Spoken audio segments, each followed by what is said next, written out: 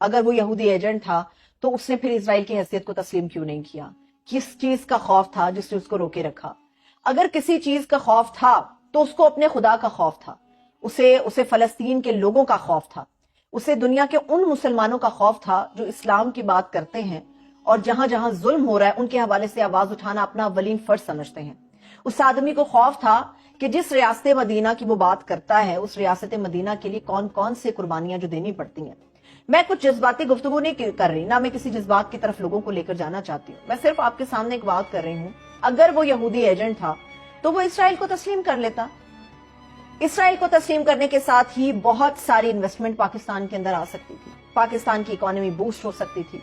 جو مغربی ممالک پاکستان کے اوپر پریشر ڈالنے کی کوشش کر رہے تھے یا ڈال رہے تھے انکلوڈنگ امریکہ، تو پاکستان کے لیے تو بڑے اچھے تھے، بڑے بہترین راستے تھے۔ وہ لسٹ جو ہے فیٹف کی تھی اور ہم کہتے تھے آج نہیں کل نہیں پرسوں پاکستان گیا، اس فیٹف کی لسٹ سے بھی ہم مکمل طور پہ نکل سکتے تھے۔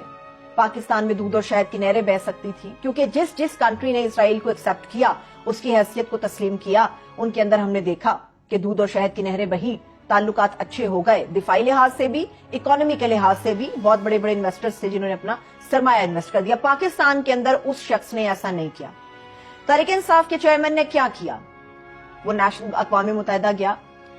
وہ واحد آدمی ہے پاکستان کی سیاسی ہسٹری کے اندر، اگر آج کے سیاستدانوں کی ہم بات کرتے ہیں، جسے آئرن مین اس لیے بھی کہا جاتا ہے کہ دنیا کی آنکھوں میں آنکھیں ڈال کے اس آدمی نے اسلامو فوبیا کے حوالے سے آواز بلند کی اور دنیا نے تسلیم کیا کہ جو رویہ مسلمانوں کے ساتھ رکھا جاتا ہے وہ غلط ہے۔ اگر وہ یہودی ایجنٹ تھا، یہودی لابی کا لانچ کردہ تھا، تو اس کو کیا ضرورت تھی؟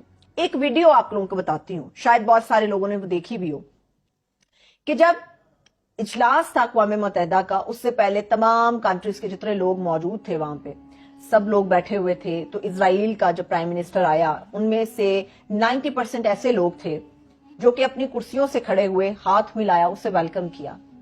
مگر تحریک انصاف کا چیئرمین اپنی کرسی پر موجود رہا، بیٹھا رہا، اٹھنا تو دور کی بات، اس آدمی نے دیکھنا بھی پسند نہیں کیا۔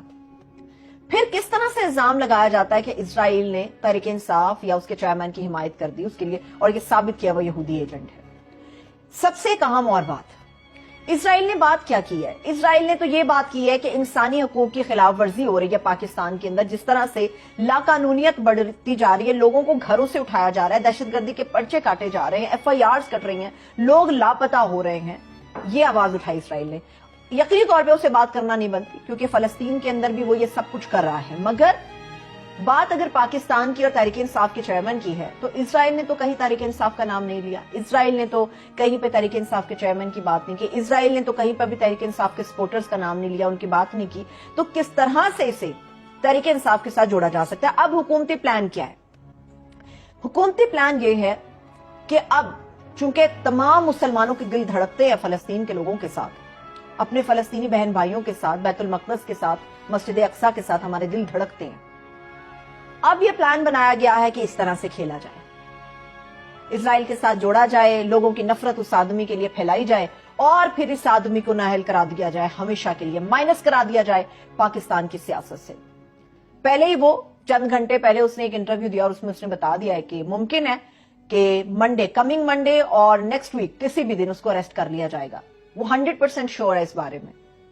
یہ پورا جو گیم پلان ہے وہ اسی لیے ہے کہ اس کو سائیڈ لائن کرتے ہوئے پاکستان کے اندر الیکشن ہو، کیونکہ جب تک وہ آدمی سائیڈ لائن نہیں ہوگا، سائیڈ لائن اس کو مائنس کر کے بھی کیا جا سکتا ہے، اس کو نائل کر کے بھی کیا جا سکتا ہے، جب تک وہ سائیڈ لائن نہیں ہوگا پاکستان کے اندر انتخابات ہمیں مخدوش نظر آتے ہیں، کیونکہ اس کا ووٹر اسی کے لیے نکلے گا، اور جب تک صفایا نہیں ہو جاتا دو بڑی جماعتوں کے لیے ووٹر کبھی نہیں نکلے گا۔ اب آتی ہے بات نور دہری کی۔ نور دہری کون ہے؟ یہ جو نون لیگ کے عطا تارڑ صاحب اور نون لیگ پوری کی پوری اور محترمہ بے نظیر بھٹو کی جماعت پیپلز پارٹی جو کہ اب آصف علی زرداری صاحب کی پارٹی ہے،